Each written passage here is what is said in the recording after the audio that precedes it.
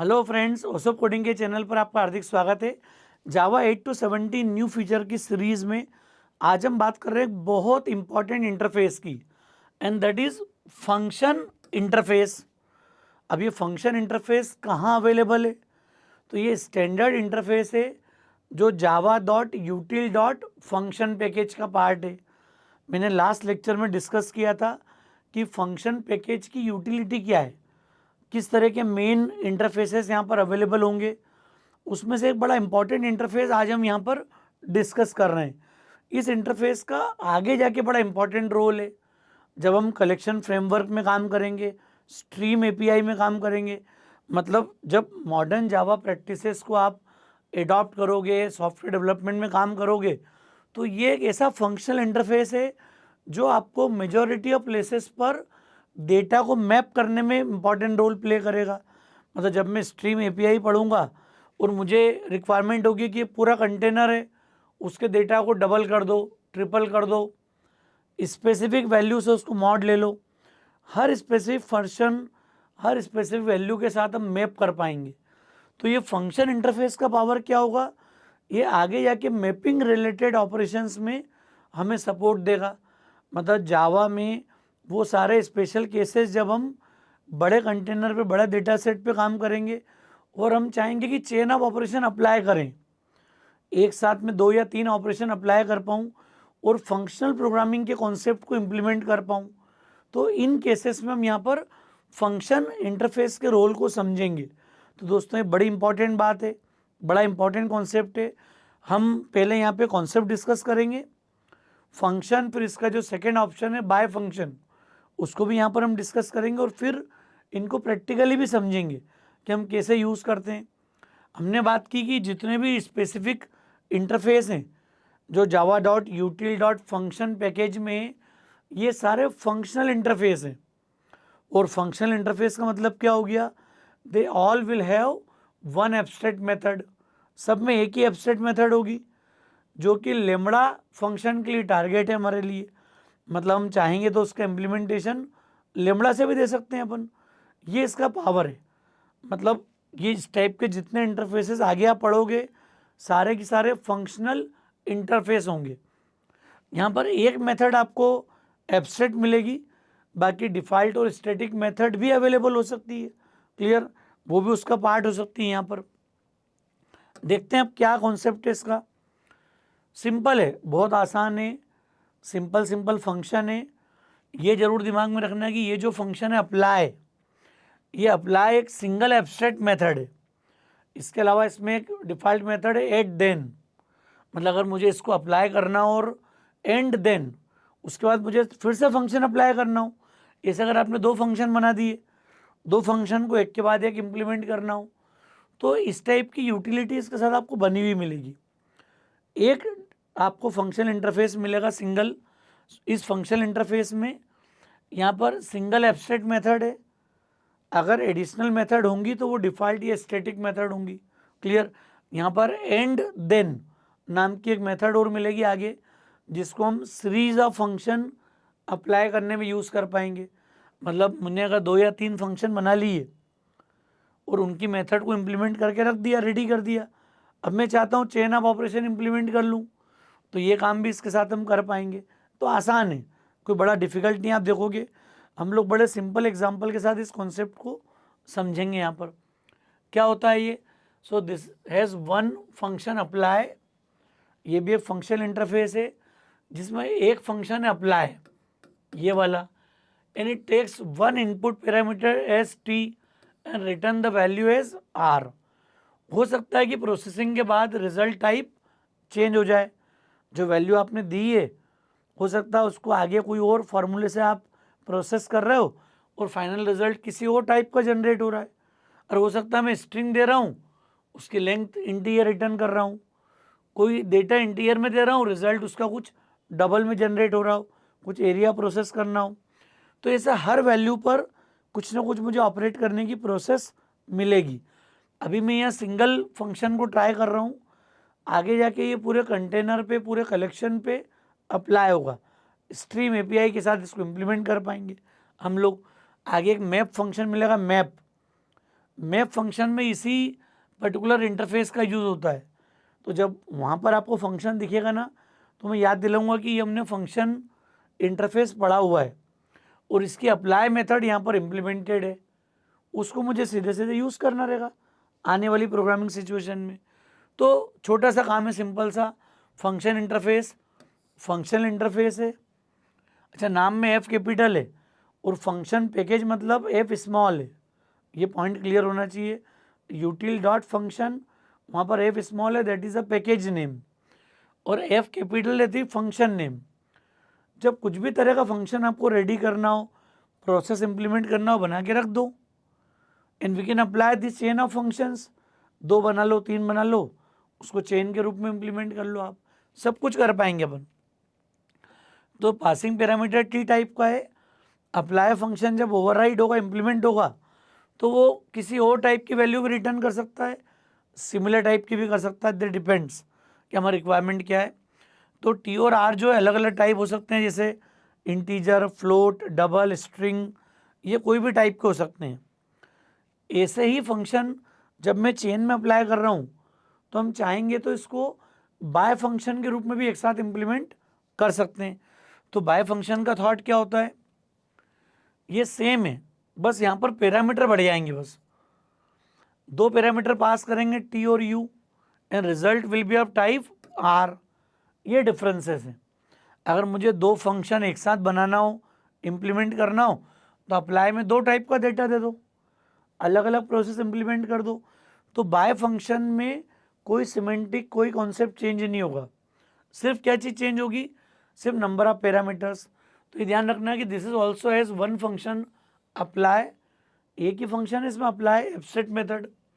This takes 2 input parameters T and U, and it will generate a result value of type R. छोटा सा change है, simple function single value ले रहा है, एक value return कर रहा है, and this will take 2 value, and after processing it will result in one value, जो भी आर टाइप की हो सकती है। तो ये इसका बेसिक डिफरेंस है, छोटा सा कॉन्सेप्ट ऑलमोस्ट सिमिलर है, सिर्फ सिंगल और डबल पैरामीटर का डिफरेंस है इन द अप्लाई मेथड। क्लियर? देखते हैं प्रैक्टिकली इसको स्टेप बाय स्टेप समझने की कोशिश करते हैं अपन यहाँ पर। अब मुझे इस बात को समझाने के लिए थोड़ा सा रिकॉल करना जरूरी है। मैंने एनोनिमस इनर क्लास के कॉन्सेप्ट को पढ़ाया हुआ है, इसी क्लास में हमने समझा है सीरीज के अंदर। अगर मेरे पास कोई इंटरफेस है, कुछ वैल्यू सपोज वो ऐड कर रहा है 2, और मुझे उस वैल्यू को, सपोज फंक्शन मेरे पास कैसा है, ये एब्स्ट्रैक्ट मेथड है, अब मैं चाह रहा हूँ इसको ओवरराइट करूँ, तो हमने एनोनिमस इनर क्लास के कॉन्सेप्ट को पढ़ा है कि मुझे क्लास बनाना नहीं पड़ेगी, अ क्लास विदाउट नेम। मैं इमीडिएट यहाँ पर उसकी मेथड को पब्लिक कीवर्ड के साथ ओवरराइट कर सकता हूँ। जब रिक्वायरमेंट होगी, जब कॉल कर लेंगे अलग अलग मेथड को यहाँ पर। ये उसका थॉट है, ये काम पहले कर चुके हैं, ये सब कुछ मैं पहले इम्प्लीमेंट कर चुका हूँ यहाँ पर। क्लियर? अब क्या करना है हमको, हम बात करेंगे अब फंक्शन इंटरफेस की। एक नया प्रोग्राम, नया कोड ले लिया, फंक्शन इंटरफेस बना हुआ है। क्लियर? हमें अलग से एफर्ट्स नहीं करना है इसके लिए। तो हमने क्या कर दिया, चूंकि फंक्शन बना हुआ है, तो मैंने एक जेनरिक फंक्शन इंटरफेस बना लिया, और इसको हमने सपोज बोल दिया कि हम ऐड वैल्यू के नाम से बनाना चाहते हैं, ऐड फंक्शन क्या कर देगा हमारा, न्यू फंक्शन। और देखो ये एनोनिमस इनर क्लास वाला ऑप्शन आ गया। मैं इसको चाहूँगा तो आगे जाके लेम्बड़ा से भी इम्प्लीमेंट कर सकता हूँ। तो ये function integer comma integer, 2 value है, और ये हमने पढ़ा है कि अगर हम एनोनिमस क्लास देते हैं ना, तो हमें देना पड़ता है इम्प्लीमेंटेशन यहाँ पर इंटीजर कॉमा,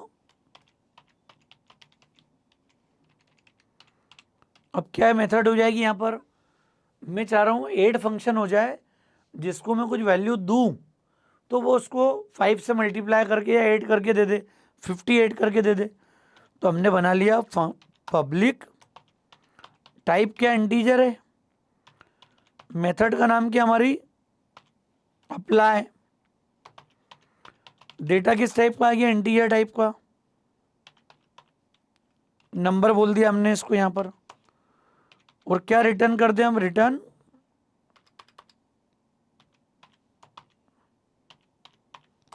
नम प्लस 50, सिंपल 50 वैल्यू ऐड करके दे दे हमको ये।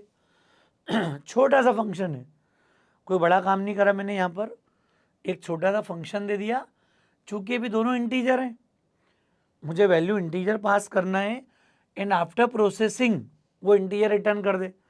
अगर मैं 50.5 दे दूं एडिशन में, 50.0 दे दूं, तो रिजल्ट टाइप डबल भी हो सकता है इसका, यहाँ पर इंटीजर कॉमा डबल। तो ये आपकी रिक्वायरमेंट है कि जैसा भी मुझे इसको चेंज करना हो, आप फंक्शन इंटरफेस को इम्प्लीमेंट कर दो। इम्प्लीमेंटेशन में आप बता दो कि आपके रिजल्ट का टाइप क्या होगा, जो होता वो मैं सेकेंड पैरामीटर के रूप में इम्प्लीमेंट कर दूंगा यहाँ पर। अब इसको कॉल कैसे करेंगे हम, ये मैंने एनोनिमस इनर क्लास के रूप में लिखा है, आप चाहोगे तो इसको लेमड़ा से ब्रेक भी कर पाओगे अभी। क्लियर, मैं आखिरी में करूँगा ये काम ताकि थोड़ी सी क्लैरिटी हो स्टेप बाय स्टेप। क्या चाह रहे हैं हम यहाँ पर, इंट एस इक्वल टू, या जो वैल्यू जो रिजल्ट आ रहा है मेरे पास वो क्या आ रहा है, रिजल्ट क्या आ रहा है हमारे पास, एड फन डॉट, कौन सी मेथड कॉल करी, अप्लाई, और इसको मैंने वैल्यू दे दी 25। क्या हो गया, अब ये रिजल्ट प्रिंट कर दे बस।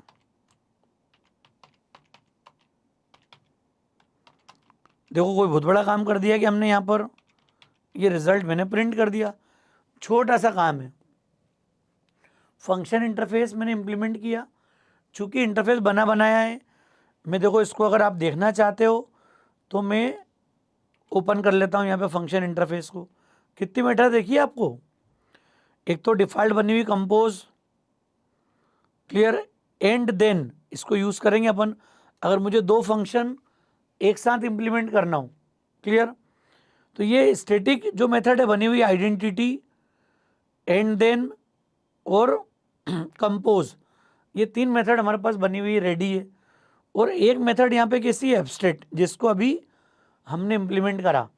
तो इसको फंक्शनल इंटरफेस क्यों बोल रहे हैं अपन, because this will have only one abstract method, जिसको हमें हमारी रिक्वायरमेंट के रिस्पॉन्डिंग ओवरराइट करना है। क्लियर, समझ में आ रहा है केस, क्या यूटिलिटी इसकी। तो जैसे अब यहाँ पर हम आते हैं, तो मैंने अगर वैल्यू 25 दी है, फंक्शन डॉट अप्लाई, तो जैसे अप्लाई मेथड कॉल होगी ये उस वैल्यू में 50 ऐड कर देगा यहाँ पर, और आपका रिजल्ट आ जाएगा 75। तो जैसे मैं 75 एग्जीक्यूट करता हूँ, तो रन करके देख लेते हैं एक बार हम यहाँ पर, तो हमारे पास वैल्यू कितना आ रहा है, 75। अब ये एक बेसिक फंक्शन है। क्लियर, अभी मैंने पासिंग पैरामीटर भी इंटीजर लिया, जो उसका रिजल्ट टाइप है वो भी इंटीजर है। इसको मॉडिफाई कर लेते हैं, चेंज कर लेते हैं। हम पासिंग वैल्यू को ले लेते हैं स्ट्रिंग टाइप का। अब जैसे मैं स्ट्रिंग टाइप का लूँगा तो इम्प्लीमेंटेशन क्या होगा, अब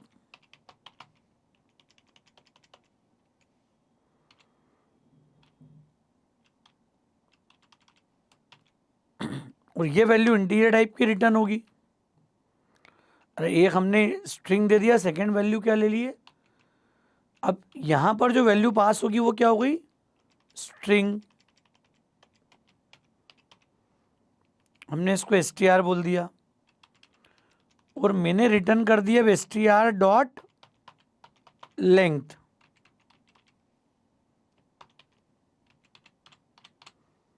क्लियर है, पॉइंट समझ में आ गया।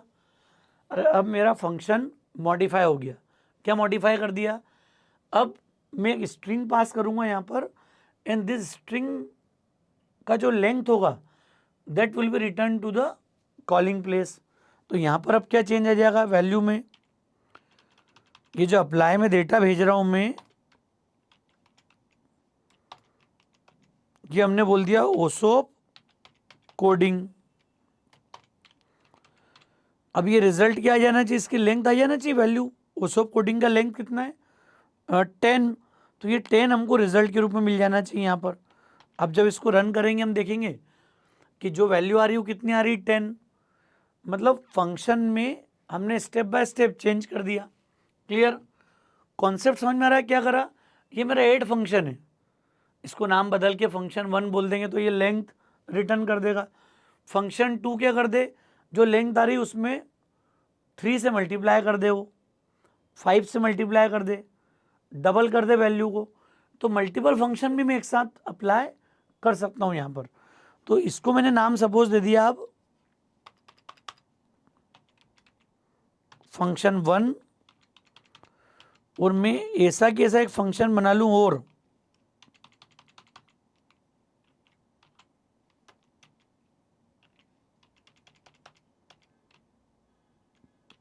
जिसमें एक इंटीजर भेज दें अपन। अब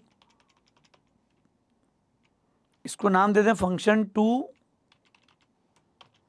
और ये वैल्यू को डबल कर दे, ट्रिपल कर दे।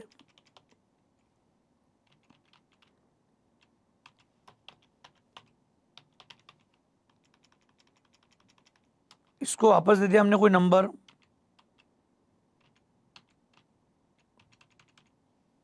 और ये नंबर मल्टीप्लाई कर दे 3, 3 से मल्टीप्लाई कर दे सेकेंड फंक्शन। क्या हो गया अब मेरे पास दो फंक्शन हो गए, एक लेंथ पता कर रहा है और दूसरा ये फंक्शन है जो भी नंबर मैं दूंगा उसको 3 से 5 से 50 से मल्टीप्लाई 8 इस टाइप का कुछ फंक्शन कर दे वो। अब इन दोनों को मुझे स्टेप बाय स्टेप कॉल करना है। मैं चाह रहा हूँ कि जो भी ओसो कोडिंग की लेंथ है वो 10 आ जाए और 10 इंटू 3 रिजल्ट आ जाए 30। तो अब यहाँ पर या तो मैं एक एक करके फंक्शन कॉल करूँ इस जगह पे। अरे एक तरीका तो मेरे पास क्या है, देखो मैं बोलूँगा fun1 डॉट अप्लाई, फिर मैंने बोल दिया int val equal to fun2 dot apply, और इसको रिजल्ट भेज दूं मैं यहाँ से पहला वाला। अब मेरे फंक्शन कितने हो गए, 2 हो गए, और वैल्यू कितनी आ जाएगी यहाँ पर। अब समझो बात को आप, पहले मैंने फंक्शन 1 अप्लाई करा, फिर फंक्शन 2 अप्लाई करा, एक अप्लाई हुआ है उसको कोडिंग स्ट्रिंग लिया, इंटीजर रिजल्ट आ गया, जो उसकी लेंथ आ गई वो सेकेंड फंक्शन को भेज दी, उसने 3 से मल्टीप्लाई करा और यहाँ रिजल्ट भेज दिया। अब अगर मैं रन करूँगा तो 10 multiply by 3 final result will B 30। तो ये रिजल्ट 30 आ जाना चाहिए हमारे पास। देखो आप, आ गया। मतलब यहाँ पर दो फंक्शन एक के बाद एक अप्लाई हो गए।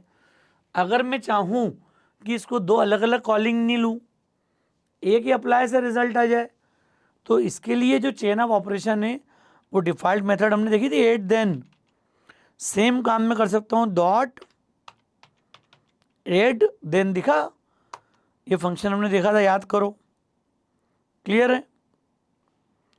डॉट, एक मिनट, फंक्शन आ गया एट देन और डॉट अप्लाई, क्लियर है case. Function 1 dot and then, इसको हमने भेज दिया फंक्शन 2, और अब मैं अप्लाई कर लूँगा। देखो चेन ऑफ ऑपरेशन कैसे होते हैं, ये बड़ी इंपॉर्टेंट बात है। अरे फंक्शन 1 बना हुआ है, ये स्ट्रिंग की लेंथ रिटर्न कर रहा है आपको। फंक्शन 2 जो भी लेंथ है उसको थ्राइस कर दें, 3 टाइम्स कन्वर्ट कर दे। तो मैंने किया function 1 dot and then function 2 dot apply ओसोप कोडिंग। तो क्या होगा, ये पहले ओसोप कोडिंग की लेंथ पता करेगा, वो लेंथ ये ऑटोमेटिक रिटर्न कर देगा किसको, फंक्शन 2 को। फंक्शन 2 उस वैल्यू को लेगा, 3 से मल्टीप्लाई कर देगा, and you will directly find out 30। Clear. अब ये जो सेकेंड लाइन है मैं इसको कमेंट कर रहा हूँ, काम खत्म हो गया। क्लियर। अब ये सीधा रिजल्ट मैंने प्रिंट कर दिया। अगेन यू विल फाइंड कि रिजल्ट कितना आ रहा है, 30। सेम रिजल्ट आ रहा है, देखो आप। क्लियर। मैं डेटा मॉडिफाई कर दूं, अगर मैं उसको कोडिंग के बजाय कोडिंग भेज दूं, सिर्फ यहाँ पर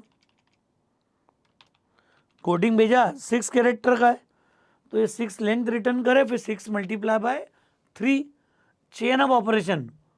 यही पावर है आगे स्ट्रीम एपीआई कलेक्शन के साथ जब आप काम करोगे ना, तो ऐसे हम कई तरीके के ऑपरेशन को चेन फॉर्म में इम्प्लीमेंट कर पाएंगे। ये इसका पावर है, ये फंक्शनल प्रोग्रामिंग की ताकत है। अगर फंक्शनल प्रोग्रामिंग नहीं होती तो मैं फंक्शन को एज ए पैरामीटर पास नहीं कर पाता। अब यहाँ पर पावर है कि मैं फंक्शन 2 को भी किसी दूसरे फंक्शन में पैरामीटर के रूप में भेज पा रहा हूँ, ये इसका पावर है। क्लियर, इंपॉर्टेंट मेथड है। क्लियर, फंक्शन इंटरफेस की। तो देखो कोडिंग जब भेजूंगा ना तो आप देखोगे कि answer will be 18, 6 multiply by 3 18 आ गया यहाँ पर। तो ये पावर है फंक्शन इंटरफेस का। यही कॉन्सेप्ट जब हम पूरे कंटेनर पे, कलेक्शन पे, स्ट्रीम एपीआई पे इम्प्लीमेंट करेंगे तो आप देखोगे कि मैं बड़ी आसानी से कई कॉम्प्लेक्स ऑपरेशंस को परफॉर्म कर पाऊंगा। ये पावर है मॉडर्न जावा का। जब हम नए जावा फ्रेमवर्क्स पे काम करने जाएंगे तो आपको ये चीज़ें मेंटेन करना, डिक्लेरेटिव अप्रोच। आप सीधे सीधे चीज़ों को लिख दो, इम्प्लीमेंटेशन दे दो। क्लियर, तो ये सिंपल फंक्शन का काम था। ये 2 हैं, 3 ले लो, 4 ले लो, एक के बाद एक चेन ऑफ ऑपरेशन डिफाइन कर दो आप, सारे पॉसिबल है। ऐसे ही जब मैं 2 फंक्शन अलग अलग लिख रहा हूँ, इसके वजह I can write BiFunction. BiFunction क्या करेगा देखो, याद करो बाय फंक्शन का syntax. The only difference is now we will pass 2 parameters in the apply method. अब मैं अप्लाई में 2 टाइप के पैरामीटर भेज सकता हूँ। क्लियर, तो ये जो काम मैंने 2 अलग अलग फंक्शन से किया था, सेम काम मैं किससे कर रहा हूँ देखो आप, बाय फंक्शन के थ्रू। तो हमने लिख दिया बाय फंक्शन। पहली तो मैंने क्या भेज दी, स्ट्रिंग, उसका रिजल्ट उसकी लेंथ आ जाए, और फिर तीसरा मैंने भेज दिया इंटीजर, और बी फन करके अपन ने एक वेरिएबल बना लिया। क्या आ गया, न्यू बाय फंक्शन का एनोनिमस इंप्लीमेंटेशन आ गया। ये क्या होगी, मेथड क्या लिखेंगे, पब्लिक, रिटर्न टाइप क्या फाइनल इंटीजर है, और ये कौन सा फंक्शन है, अप्लाई। अप्लाई में फर्स्ट पैरामीटर क्या है, str कॉमा, सेकेंड पैरामीटर हमने भेज दिया एक नंबर, जो कि मैंने 2 अलग अलग फंक्शन में किया था ये काम पहले। क्या कर देंगे यहाँ पर, अरे इंटीजर से हमने लेंथ ले ली। क्या लेंथ आ गई, str डॉट लेंथ, ये कॉल कर लिया। Now return length multiply by num, जो वैल्यू बाहर से भेज देंगे वो रिटर्न। क्लियर है केस, समझ में आ रहा है। यहाँ पर यहाँ जेनरिक नहीं आएंगे, यहाँ सारे वही पैरामीटर आएंगे जो हमने लिए हैं अभी।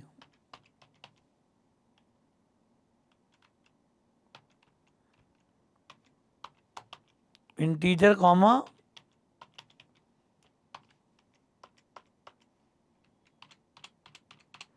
दिख रहा है डिफरेंस क्या हो गया कोड में। अब बाय फंक्शन बना लिया, जो काम मैं अलग अलग 2 फंक्शन से कर रहा था, फिर उनको एंड देन के थ्रू चेन में कॉल कर रहा था। बाय फंक्शन ने क्या करा, कोई सिमेंटिक में डिफरेंस नहीं, फंक्शनलिटी वर्किंग सब वैसे ही है, सिर्फ एक एडिशनल पैरामीटर है जो कई बार हमारी जो कॉम्प्लेक्स कॉलिंग है, जो चेन ऑफ ऑपरेशन है, उसको रिड्यूस कर सकता है। क्लियर, अब मैं लेंथ भी निकाल लूँगा और उसको जो भी नंबर पास कर रहा हूँ 3, उसके साथ में कॉल कर लूँगा यहाँ पर। अब आप देखो क्या हो जाएगी वैल्यू, हमने रिजल्ट वेरिएबल लिया, उसी को यूज़ कर लिया, और बाय फंक्शन डॉट अप्लाई हमने पहली स्ट्रिंग क्या दे दी, वो सब कोडिंग, और सेकेंड वैल्यू दे दी 5, मतलब आंसर क्या आ जाना चाहिए 50। तो ये प्रिंट कर दे result of by function is, और ये रिजल्ट आपको डायरेक्ट मिल जाए वापस। अब क्लियर है केस, समझ में आ रहा है क्या किया मैंने, जो भी लेंथ आएगी स्ट्रिंग की वो निकले और उसको 5 से मल्टीप्लाई कर दे वो। क्लियर, समझ में आ गया केस। तो 50 आ जाना चाहिए अब से लास्ट वाला आंसर हमारा बाय फंक्शन का रिजल्ट। देखो इसका आ गया 18, क्योंकि पहले वाले में हमने दिया था कोडिंग, 3 से मल्टीप्लाई हुआ था वो। यहाँ पर हमने क्या दिया, ओसोप कोडिंग पूरा, और वैल्यू क्या दे दी 5। तो उसने 2 प्रोसेस जो अलग अलग फंक्शन से मैंने इम्प्लीमेंट की थी, ये काम मेरा एक साथ हो गया, दिख रहा है डिफरेंस। ये पावर है फंक्शन और बाय फंक्शन का। दोस्तों ये बहुत कम लोग उतनी फुर्सत में कवर करते हैं। सीधे सीधे लेमड़ा इम्प्लीमेंटेशन आया था, मैंने एनोनिमस इनर क्लास के फॉर्म में लिखा है। इन्हीं को आप चाहोगे तो सब लेमड़ा में कन्वर्ट हो जाएंगे ये सारे। लेमड़ा से कन्वर्ट करना मतलब कितना आसान है देखो। अरे जहाँ फंक्शनल इंटरफेस होगा वहाँ लेमड़ा इम्प्लीमेंट हो सकता है पूरा। क्या तरीका है इसके इम्प्लीमेंटेशन का पूरा?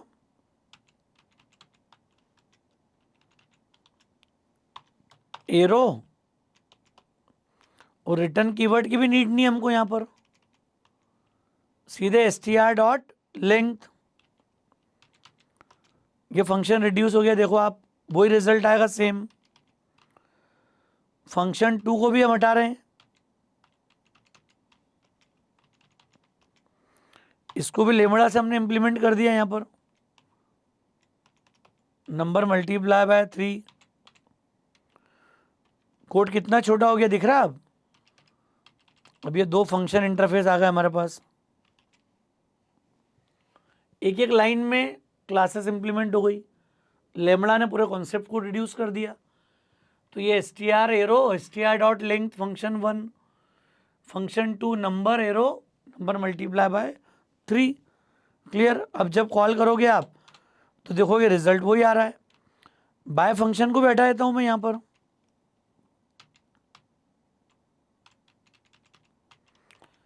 टाइप तो बताने की नीड ही नहीं, ब्रैकेट जरूर लगेगा। अब चूंकि पैरामीटर 2 हो गए हैं तो ब्रैकेट जरूर हमको डिफाइन करना पड़ेगा इसके साथ में। क्लियर? लेमड़ा से इंप्लीमेंट कर दो। क्या करेंगे? str.length मल्टीप्लाई नम। जितना रिड्यूस कर पाओ कर सकते हो आप कोड को। आप देखो सेम आउटपुट जो 18 और आ रहा था, कितना कोड रिड्यूस हो गया। Clean code. ये डिक्लेरेटिव अप्रोच है। क्लियर? इंपेरेटिव अप्रोच में पूरी मेहनत करना पड़ती है, हर काम के लिए आप प्रोसेस कर रहे हो पूरा। ये देखो हमने सेम काम पूरा उसी फंक्शनल इंटरफेस को एनोनिमस इनर क्लास के बजाय लेमड़ा से इंप्लीमेंट कर दिया। बाय फंक्शन को भी लेमड़ा से इंप्लीमेंट कर दिया। जब मैं आगे स्ट्रीम एपीआई या दूसरे काम करूँगा ना, तो अब मैं इतना फुर्सत में एक एक चीज़ एक्सप्लेन नहीं करूँगा, वहाँ मैं सीधा लेमड़ा का यूज़ करूँगा। अब आपको समझ में आने लग गया है कि लेमड़ा रिप्लेस कैसे होता है, फंक्शनल इंटरफेस में लेमड़ा कैसे हम इम्प्लीमेंट कर पाएंगे। देखो वही आउटपुट आ जाएगा 18 और 50 आ गया। पहले कोडिंग दिया, उसको 3 से मल्टीप्लाई किया, 2 फंक्शन अप्लाई हुआ अलग अलग एट देन के थ्रू। क्लियर? एंड देन दिख रहा है, एंड देन फंक्शन 1 कॉल हो, and then call function 2 with this apply method. Data हमने भेज दिया यहाँ पर, और यहाँ पर हमने वैल्यू भेज दी 2 अलग अलग। उसी वैल्यू को हमने इम्प्लीमेंट कर दिया कि भैया लेंथ में निकाल लो और नंबर से मल्टीप्लाई भी कर दो उसको साथ में। ये पावर है फंक्शन और बाय फंक्शन का। तो दोस्तों मुझे उम्मीद है कॉन्सेप्ट आपको समझ में आ गया होगा। लेक्चर ठीक लगा हो तो फ्रेंड्स को ज़रूर शेयर कीजिएगा। कमेंट करके बताइएगा कि आपको कितना कॉन्फिडेंस आ रहा है, कितनी क्लैरिटी इसमें आ रही है आपको। Thanks a lot.